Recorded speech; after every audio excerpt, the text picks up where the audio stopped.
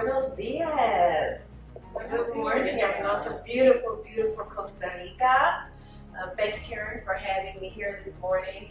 I won't be before you guys long, but I did want to leave you guys with some things I think will help you in this next phase of your journey after we leave Costa Rica and as you essentially start over. We all have gotten some amazing advice and feedback on how we're going to become well-paid speakers. So we essentially are starting over in our journey because now we have new information, new tools, and newfound insight and excitement to move forward.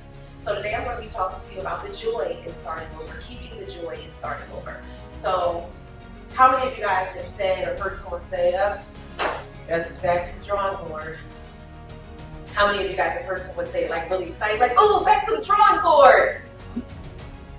Right, because typically we don't always think about starting over joyfully.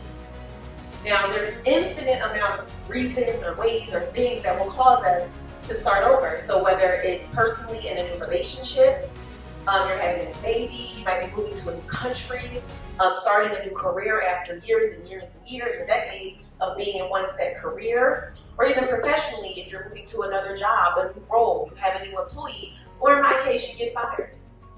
Okay? And you have to start over. It might be your choice or it might not be. So, how do we keep the joy in starting over? How do we allow ourselves to ease into this newfound journey? So with starting over comes newfound opportunities to grow, to embrace change, and to ultimately choose joy. I always lead with that. I always tell people, choose joy. Choose the path that brings you the most joy. Not the one that seems the easiest, not the one that seems the fastest, but the one that brings you the most joy. So what I do when I work with my clients is I help them create a framework that is personalized to their own experience, their own journey, using a few key points of how we keep joy paramount in this journey and how we can take the necessary steps to start over and feel good about it. So we can say, back to the drawing board. First, I invite people to have fun. Whenever you leave me, whenever I say, I love you, have fun. If you're going to work, have fun. Why? Because I think we create our own experiences. We create our own realities. And just like the affirmations Heidi shared with us, we can reframe and shape the experience we're going to have moving forward, regardless of the beliefs that we had that brought us there. So first, I would say have fun. Okay? Be curious. When you're curious, you are anxious to know. You get, there's an allure to figuring things out, right? You get excited about it. You get, I'm looking for a word. You get kind of, it makes you a little tingly. So, I'm not just excited, I'm also like curious. I'm looking around, what's next? What's next? What's next? What's next? We came here curious to learn about not only becoming a speaker, but what we each have to do to move forward in this process, right? So have fun, be curious.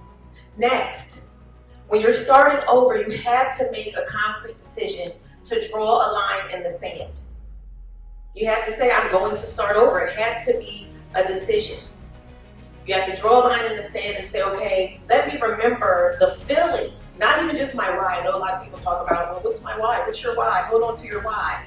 But hold on to the feelings of when you first started, because they're going to change throughout your journey.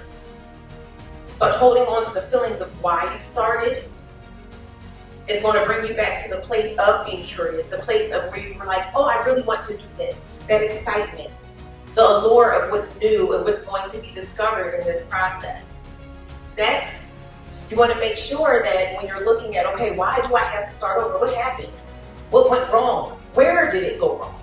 And again, I work with my clients to kind of dive deep into these things because it might be one thing, it might be 10 things. It might be that we've exhausted our resources.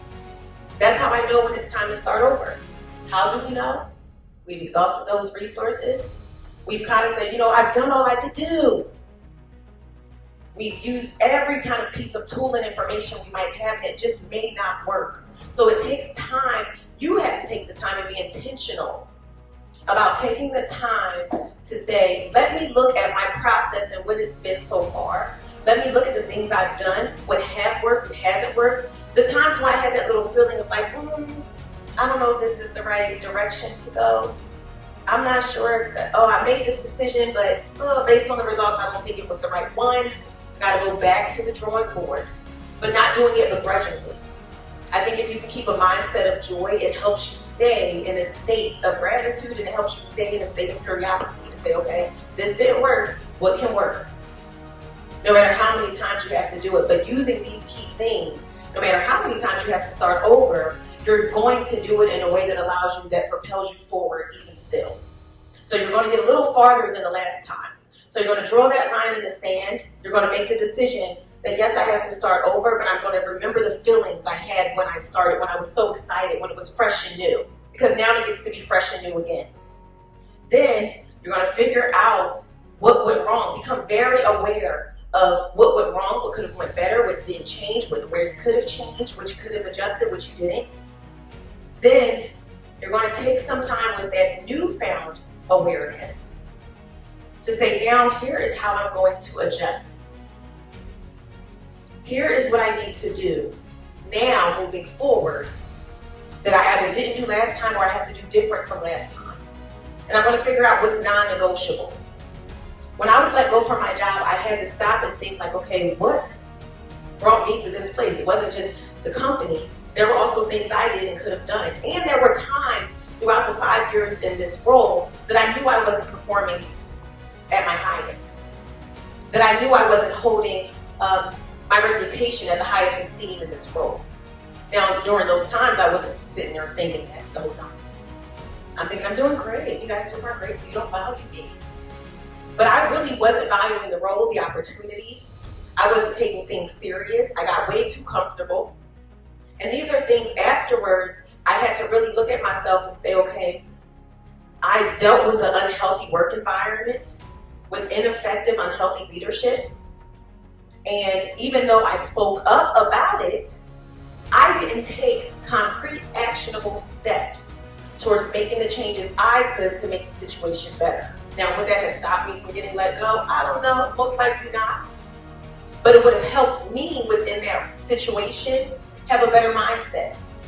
And now I do know, after I've gone back and become aware of some things I could change, some things I had to stop doing, start doing. If I do get into another role, these are definitely things that are non-negotiable. I will only follow good, effective leaders that I know invest in themselves. I'm not mad about the one I had that wasn't, because it taught me incredible, immense lessons. But I also know that the mindset I had while I was in that situation was not a mindset of gratitude and joy. I did things very begrudgingly. When we had projects that didn't work out, it was like, see, I told them this was not going to work out. They didn't listen to me. Now we're doing this. Don't I got time for this? I don't feel like this. It wasn't a joyful experience.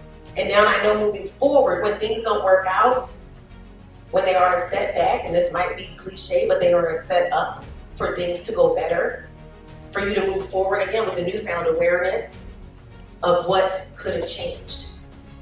So in all the things that we do in life, people will start over at least 5 to 7 times in their careers, right? But in life, we have to start over every day, and we have an opportunity to start over every single day. So in that starting over, in that moving forward, no matter what you do, I've given you a few keys to keep in mind, but the most important one I want you to keep in mind when you do start over is to always start over choosing joy.